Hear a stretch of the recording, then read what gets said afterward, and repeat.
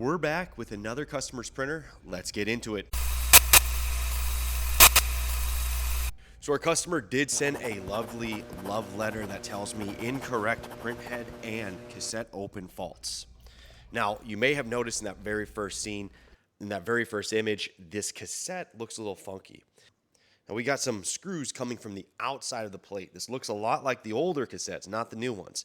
Now, why did they do that? Well, quickly, let's run over here to our website and get an image of the newer cassette and try to explain this. So we're gonna go ahead and just type in cassette here, grab the image. Get rid of this pop-up. So we'll scroll down a little bit because I want to see the 4-inch cassette. There we go, beautiful. This will be a little bit easier to show you. So let me take a snapshot of this real fast, and then we will drop this into Paint. And I'm gonna go ahead and start drawing some lines here. What I really want to show you is that, obviously when this thing comes fresh, new out of the box or with a printer, like if we're doing an install, obviously it comes out with a printer, you'll have a straight line, right? This makes the most sense. This is a perfect cassette. However, over time, that line starts to bend and we start to get errors, ribbon break errors, other types of errors. And with these new cassettes, some of the problem actually lies with the threads. And I mean, you would see this on the older ones too, especially at the bottom, right, where your cassette posts were. But because the old cassettes, they used those flathead screws from the outside, once they were damaged, you kind of damaged the plate. Here, your plate does get damaged and warped, but your threads can also be the problem. They could take the brunt of a drop. And so what I've seen myself and our other customers do is just drill those holes out and using a screw from the outside to get everything straightened back up again. So if you do have ribbon break error and it's related to your cassette, before you get a new cassette, try that. I mean, we'll sell you the new cassette plates because we have them. Videojet and them won't. But give it a shot first. It's worth saving some money.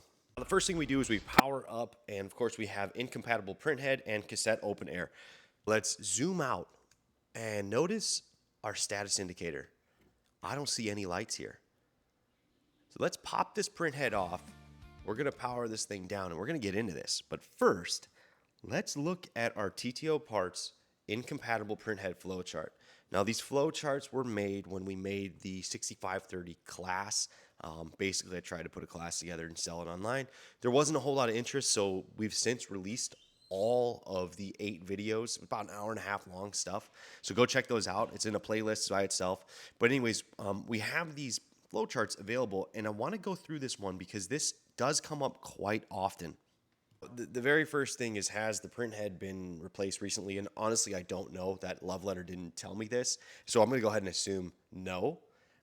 So then we go down this list and we say, has the printer been disassembled recently? Again, I don't know this, if it has or has not.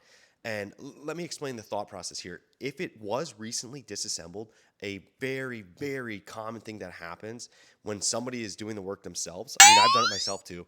When you go to put the main circuit board on, the printhead circuit board doesn't always like to go smoothly together. So what can happen is you can miss the connection there and think you have everything put together, put it all back in, turn it on and power it up, and then boom, no power to the interconnect board, no power to the printhead, you get incompatible printhead error, which is what we have. So we have to ask, has it been recently disassembled? Because it probably could be that.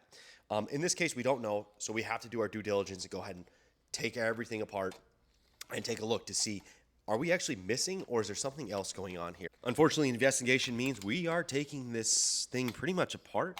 So we got to take the rear cover off with the 4 screws on the outside and those 2 screws that hold the printhead connector plate together. So we get all that stuff disassembled. We can remove that rear housing. And once we get that rear housing off, we can take a look. So first thing we'll do is just take a sneak peek, see if we can see if we're connected or not, and it looks okay right here. Actually, I'm not seeing that we're missing. Something feels a little loose though. So let's take this board off and inspect that. Okay, he looks okay, but now it looks like we may have found the problem. So the pads, the soldering pads that were holding this connector in place have just completely failed, and this happens frequently. I've got a handful of these circuit boards that need to be repaired.